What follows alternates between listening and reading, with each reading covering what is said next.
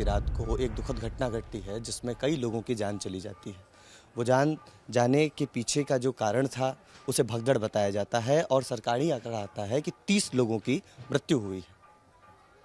उस आंकड़े को लेकर के एक बवाल खड़ा हो जाता है, बवंडर हो जाता है और जो सबसे बड़ा नाम चेहरा जो सामने आता है उसके विरोध में वो होता है स्वामी अभिमुक्तेश्वरानंद जी महाराज का।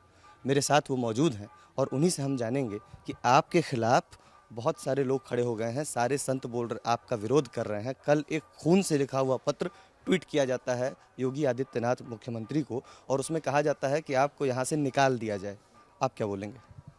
ऐसा है कि ये अपने देश की खूबसूरती है कि यहाँ पर जिसके मन में जो होता है वो कह पाता है। हमारे मन में जो था वो हम कह पाए और उनके मन में जो है वो कह पा रहे हैं। इसमें कोई बाधा नहीं है। जो देखने वाला है वो दोनों की बात समझ रहा है कि कौन किस कारण से क्या कह रहा है, तो ठीक है। फलाहारी बाबा, विशेष रूप से उनका नाम लेकर के मैं इसलिए बोल रहा हूं क्योंकि वो लगातार इस चीज़ पे वीडियो बना रहे हैं और ट्वीट कर रहे हैं और ये बोल रहे हैं कि सारे 13 अखाड़े आपके खिलाफ हैं और ये 13 अखाड़े चाहते हैं कि आपको यहाँ से बाहर निकाल दिया जाए और मुख्यमंत्री को बार बार इस बार का वो निवेदन कर रहे हैं। कल हम लोगों ने इस खबर को पूरे विश्लेषण के साथ दिखाया। अभी फ़िलहाल के लिए आप ये बता दीजिए कि यहाँ पे ये बार बार बोला जा रहा है कि संत समाज में आप अकेले पड़ गए हैं। देखिए, जो फलाहारी महाराज हैं, जिनके पास स्याही नहीं है, खून से खत लिख रहे हैं या समझते हैं कि स्याही से लिखूंगा तो उसका प्रभाव नहीं पड़ेगा इसलिए खून से लिख दूं। वो फलाहारी महाराज 13 अखाड़ों में से किस अखाड़े के हैं, अभी तक ये साफ नहीं हो पाया है। 13 अखाड़े उनकी जेब में हैं कि उनके गले में कंठा बना के लटके हुए हैं, ये भी उन्होंने नहीं बताया है। वो 13 अखाड़ों के ना तो प्रवक्ता हैं, ना तो 13 अखाड़ों में से किसी के पदाधिकारी हैं। 13 अखाड़ों से उनका कोई कॉन्ट्रैक्ट हो वो भी उन्होंने नहीं बताया है। तो फिर 13 अखाड़े की बात वो कैसे कह सकते हैं। दूसरी बात यह है कि किसी 13 अखाड़े ने हमसे कोई संपर्क नहीं किया कि ये बात है। तो जब तक कोई अखाड़ा हमसे संपर्क ना करे हम कैसे मान लें। कोई भी कह दे कगुआ कान ले गया तो हम कगुआ के पीछे क्यों दौड़े, हम तो कान देखते हैं। लोग कहते हैं 13 अखाड़ों ने आपको कह दिया कि आप यहाँ से निकल जाओ। हम कहते हैं हमें तो एक भी अखाड़ा नहीं आया। तो जो सच्चाई है वो ये है, बाकी बातें तो आप बता ही रहे हो जो हैं। उनका ये भी कहना है कि आप चांदी की गद्दी पे बैठ करके अनर्गल बातें किया करते हैं। चांदी की गद्दी पे बैठने पे उनको एतराज़ है कि अनर्गल बातें करने पे एतराज़ है, पहले वो ये बताएं। क्योंकि दो बात वो कह रहे हैं। अगर चांदी की गद्दी पे बैठने पर एतराज़ है तो केवल इतना कहें कि ये चांदी की गद्दी पे बैठते हैं, ये बिल्कुल गलत है, तो हम फिर उसका जवाब देंगे। अगर वो कहते हैं कि ये अनर्गल बातें करते हैं, इस पे एतराज़ है, तो हम उसका जवाब देंगे। लेकिन ये जो मिला करके वो पूछ रहे हैं, इसे समझ में नहीं आ रहा है कि वो उनका चांदी की गद्दी से विरोध है कि हमारी बात अनर्गल लग रही है। पहले इसको साफ कर लीजिए, फिर हम उनका जवाब देते हैं। विरोध के लिए तो बोल रहे हैं कि आप सनातन के विरोध में, आप सनातनी नहीं हैं, आपको सनातन से बाहर निकाल देना चाहिए। देखिए, सनातन से विरोध किसका है ये तो तौलना पड़ेगा, देखना पड़ेगा। असल में जिसको वो चिट्ठी लिख रहे हैं वो सनातन के विरोध में है। उन्होंने तो नहीं बताया कि हम कैसे सनातन के विरोध में हैं, लेकिन हम अपनी बात को प्रमाण सहित पुष्ट कर रहे हैं। सनातन धर्म में गाय जो है वो अवज्ञा है, गाय की हत्या नहीं की जा सकती। गाय की हत्या करने वाला, गाय की हत्या का किसी भी रूप से प्रत्यक्ष अप्रत्यक्ष समर्थन करने वाला गो हत्यारा होता है, पापी होता है। वो सनातन धर्म के विरुद्ध माना जाता है। और मुख्यमंत्री हो करके अपने प्रदेश में गौ हत्या करवाना, उसका लाइसेंस देना बूचड़खानों को और उनसे निर्यात गौमांस का विदेशों में करवाना, ये कार्य योगी आदित्यनाथ मुख्यमंत्री के रूप में कर रहे हैं। तो जो सनातन धर्म के प्रमाणित रूप से विपक्ष में है, विरुद्ध है, आप उसको तो खून से चिट्ठी लिख रहे हो। और जो गाय को बचाने के लिए यहाँ पर संघर्ष कर रहा है, जो यहाँ पर श्रद्धालु मरे हैं उनके लिए पीड़ा व्यक्त कर रहा है, आप कहते हैं वो सनातन धर्म के विरुद्ध है। तो सनातन धर्म के विरुद्ध हम कैसे हैं ये भी तो बताना पड़ेगा। ये लगातार उनकी हम तो तरफ बता रहे हैं कि सनातन धर्म के विरुद्ध मुख्यमंत्री है। मुख्यमंत्री होने के नाते हमने बता दिया आपको कि वो लाइसेंस दे रहे हैं, उन्हीं के द्वारा निर्गत होता है।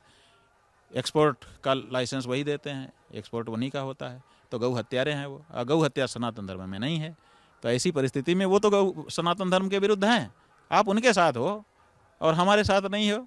हमने कहा हम तो इसके गौ हत्या के विरुद्ध में काम कर रहे हैं। आपने कभी मुख्यमंत्री योगी आदित्यनाथ से बात नहीं की कि आपको ये गौ हत्या और इसका लाइसेंस नहीं देना चाहिए, जैसा कि आप बता रहे हैं? अब बात यह है कि हमसे कभी वो मिले ही नहीं। मुख्यमंत्री बनने के बाद वो कभी हमसे मिले ही नहीं। उसके पहले तो मिलते थे, उसके बाद वो कभी मिले नहीं, तो हम कैसे उनसे कहें। हाँ, लोगों के माध्यम से हमने खबर कई बार भिजवाई, उनके जो खास लोग हैं उनसे भी कई बार कहा कि उनको समझाओ बुझाओ, और पत्रकारों के माध्यम से तो हजारों बार कह चुके अभी तक, लेकिन उन्होंने तो कभी संपर्क नहीं किया हमसे, कभी अपनी मजबूरी नहीं बताई। कम से कम हम इतना तो सोचते थे कि मजबूरी बताएंगे कि मेरी ये मजबूरी है।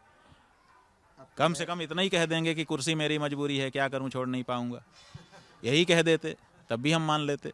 लेकिन उन्होंने तो कभी पलट के हमको कुछ बताया नहीं, तो हम क्या जानेंगे। हम तो यही जानते हैं कि भाई ये गौ हत्या का अप्रत्यक्ष प्रत्यक्ष कहीं ना कहीं से दोषी है व्यक्ति। आप कह रहे हैं कि मुख्यमंत्री बनने से पहले आप क्या थे? क्या नाराजगी हो गई बीच में? नहीं, कोई नाराजगी नहीं है, मुख्यमंत्री बन गए, इतना ऊंचे हो गए कि हम लोग बहुत छोटे तुच्छ दिखाई देने लग गए। हाँ, अब हमारी आवाज़ उन तक नहीं जा रही होगी। भाई मुख्यमंत्री हो गए हैं, कोई सामान्य बात है मुख्यमंत्री होना।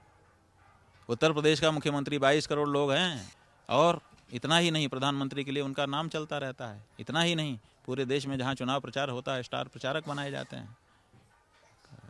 अब उनका ओहदा बड़ा हो गया, इसीलिए वो बात नहीं किया। इसमें क्या दिक्कत है, हम समझते हैं। महाकुंभ में आपको कुछ भी अच्छा लगा? बहुत कुछ अच्छा लगा। अच्छा ना लगता तो हम यहाँ 1 महीने से पड़े रहते। आप बताओ, कैसी बात करते हो आप। अगर यहाँ हमको अच्छा ना लगता तो हम यहाँ 1 महीने से क्यों रहते। यहाँ तो आनंद ही आनंद है।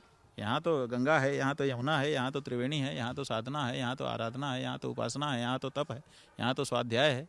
यहाँ का आनंद कौन बराबरी करेगा। स्वर्ग में वो आनंद नहीं होगा जो यहाँ है। आनंद ही आनंद है।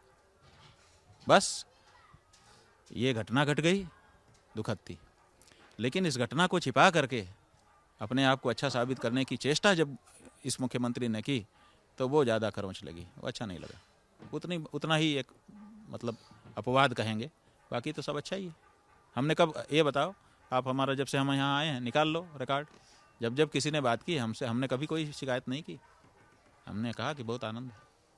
केवल आज नहीं कह रहे हैं आपसे, सब जब से आए हैं तभी से कह रहे हैं कि खूब आनंद है यहाँ, सचमुच है। आपके लिए बोला जाता है कि आप विपक्षी पार्टियों से मिले हुए हैं, कांग्रेसी हैं, सपाई हैं, अखिलेश यादव के साथ आप मिले भी, और ऐसा कहा जाता है कि आप उनका पक्ष ज़्यादा रखते हैं, सरकार के खिलाफ वैसे आप अक्सर बोलते हुए देखे जाते हैं। देखो, बात यह है कि हम अखिलेश यादव से कब मिले, कभी नहीं मिले। अखिलेश यादव से मिलने का मतलब कि हम अखिलेश यादव से मिलने गए हों, हम तो कभी नहीं गए। वो आपसे मिलने? अखिलेश जब हमारे पास आया तो हम उससे मिले कि वो हमसे मिला, पहले ये बताओ। हम कब अखिलेश से मिले बताओ। अखिलेश से हम मिलते तो हम उसके पास जाते, हम तो कभी गए ही नहीं, तो हम कभी नहीं मिले। वो हमसे मिलने आया। ऐसा कहो कि अखिलेश आपसे मिलते हैं, तब हम कुछ कहें भी। आप कह रहे हैं आप मिले, आप लोग ऐसा सही बात बताओ। हम कभी नहीं मिले। अब हमारे यहाँ भारत की संस्कृति है मेरे भाई, क्या संस्कृति है कि आगत का स्वागत। जो आपके दरवाजे आ गया हो आपको स्वागत ही करना पड़ता है। दुश्मन भी आ जाए ना तो भी आपका, हमारा तो कोई दुश्मन सन्यासी होने के नाते है ही नहीं। तो अखिलेश यादव आए, हमसे मिले, उन्होंने यज्ञशाला की परिक्रमा की। हमसे उन्होंने पूछा कि कुंभ का क्या महात्म्य है, हमने उनको कुंभ का महात्म्य बताया। उन्होंने हमसे पूछा मेरे लिए कोई आदेश हो, हमने कहा गौ माता की रक्षा के लिए हम लोग आंदोलन कर रहे हैं। ये जो यज्ञ जिसकी अभी यज्ञशाला की तुमने परिक्रमा की है, ये भी उन्हीं गौ माता की रक्षा के लिए हो रहा है। और तुम यहाँ आ गए हो तो कुंभ से संकल्प करो और जा करके पार्टी में प्रस्ताव पारित करो कि मेरी पार्टी गौ रक्षा के लिए संबद्ध होगी। तो उन्होंने कहा मुझे पैराग्राफ बना करके आप दीजिए कि आप क्या चाहते हैं, मैं अपनी पार्टी में चर्चा करूँगा। तो ये ठीक है, अगर कोई भी नेता आता है देश का जिसको जनता चुन रही है तो हम क्या करेंगे, उसको मार के भगाएंगे। अगर ये भी आ जाते, अच्छा भाजपा के भी कई नेता आए, उनकी तो कोई चर्चा ही नहीं। भाजपा के राज्यपाल आए हमारे पास, सांसद आए, विधायक आए, भाजपा के कई थे, उनका तो फोटो ही नहीं छापते आप लोग, उनका तो वायरल ही नहीं होता है। भाजपा वालों के साथ मीडिया वाले ये क्यों करते हैं कि वो हमारे पास आते हैं तो उनका आप वायरल क्यों नहीं करते हो? अखिलेश का कर देते हो। अखिलेश से मिले हुए हो क्या आप लोग? महाराज जी अखिलेश कई जो है भाजपा के नेता आए हमारे पास इसी कुंभ में, वो भी हमारा दर्शन करके गए, हमसे सत्संग करके गए, हमसे मार्गदर्शन लेकर के गए। उनका किसी ने ना छापा ना वायरल किया। तो हमारे पास तो सब आते हैं भैया, कोई भी पार्टी का हो। हम पार्टी थोड़े जानते हैं, हम तो व्यक्ति जानते हैं और अच्छी बात कहते हैं उससे, और व्यक्तिगत कोई बात किसी नेता से हम कहते नहीं। आप व्यक्ति जानते हैं और व्यक्तिगत रूप से फिर आप योगी आदित्यनाथ के खिलाफ बोल रहे हैं। आप योगी आदित्यनाथ को कह रहे हैं कि आप मुख्यमंत्री की कुर्सी छोड़ दीजिए। व्यक्तिगत नहीं कह रहे हैं। आदित्यनाथ के खिलाफ हमने कौन सी बात कही? हमने मुख्यमंत्री को कहा। क्यों? क्योंकि मुख्यमंत्री यहाँ का व्यवस्थापक था, जिसके समय में ये घटना हुई और जो छिपा रहा था पूरे दिन, पूरी रात और पूरा दिन छुपाता रहा कि अफवाहों पर अफवाह कहता रहा। इतनी सारी मौतों को, जो संसार का सबसे बड़ा सच है, उसको अफवाह अफवाह कहता रहा। तो हमने ऐसा कहने वाले के लिए कहा, इसमें व्यक्तिगत कुछ नहीं है। ये उनके दायित्व थे कि वो अपना दायित्व सही से निभाते, नहीं निभा पाए तो ऐसे व्यक्ति की मांग करनी ही पड़ेगी जनता को कि जो जिसमें संभावना हो कि वो अपने दायित्वों का निर्वहन ठीक से करेगा। व्यक्तिगत रूप से हमारा उनसे अभी भी कोई द्वेष नहीं, आगे भी कोई द्वेष नहीं रहेगा, क्योंकि उन्होंने हमारा व्यक्तिगत कोई बिगाड़ा भी नहीं है, ना बनाया ना बिगाड़ा। हमें क्या लेना देना उनसे। महाराज जी आप कहाँ थे घटना के वक्त? जब ये घटना घटी तो आप उस वक्त कहाँ थे? ये घटना जब घटी तो भैया हम लोग 3 शंकराचार्य लोग एक ही शिविर में, छतनाग में हमारा एक भारतीयम शिविर है, उसमें हम लोग चले गए थे। पहले से ही हम लोगों का तय हो गया था कि अगर मौनी अमावस्या के दिन स्नान करने के लिए हम लोग निकलेंगे अपने अपने शिविर से, तो 3 व्यवस्था चाहिए होगी। 3 तरफ से लोग जाएंगे, कुछ लोग साथ में हो ही जाते हैं तो फिर जनता को परेशानी होगी। और जहाँ पर हम लोगों का शिविर है, यहाँ से जाने में बहुत लंबा जनता के बीच में से जाना पड़ता है। तो हम लोगों ने ये तय किया कि जनता को कम से कम परेशानी देते हुए हम लोग स्नान कर सकें। तो इसके लिए तय हुआ कि छतनाग वाला जो शिविर है वो एकदम किनारे पर है, पूरा मेला बात करके तब हुआ है। तो हम लोगों ने तय किया हम तीनों पहले ही दिन वहाँ पे पहुँच जाएं रात में, और वहीं पर रहें, और दूसरे दिन वहीं से सीधे गंगा में उतर जाएं और वहाँ से सीधे संगम पहुँच जाएं, तो पब्लिक कहीं मिलेगी नहीं हम लोगों को। तो उसी अनुसार हम लोग एक ही शिविर में तीनों शंकराचार्य इकट्ठा होकर के वहीं पर अलग अलग कुटी में विश्राम कर रहे थे, और वहीं से दूसरे दिन जा कर के फिर बाद में हम लोगों ने नहाया था। ये अभी जो फलहारी बाबा हैं उनके समर्थन में प्रज्ञानंद महाराज हैं, शंकराचार्य हैं प्रज्ञानंद महाराज, उनसे हमारी बात हुई है। उन्होंने ये कहा है कि आपके ऊपर वो गुरु हत्या का पाप लगा रहे हैं कि आपने मतलब अपने गुरु की हत्या की है। ठीक है, तो पाप नहीं लगाना चाहिए। गुरु की हत्या की तो उनको FIR करना चाहिए था। उनके गुरु की हत्या हमने कर दी है, अपने ही गुरु की हमने हत्या कर दी उनकी जानकारी में, तो उनको अभी तक FIR करना चाहिए था और हमारे ऊपर कार्यवाही करनी चाहिए थी। उन्होंने ये क्यों नहीं किया अभी तक? इतने दिन तक चुप क्यों है इतनी बड़ी बात जानने के बाद?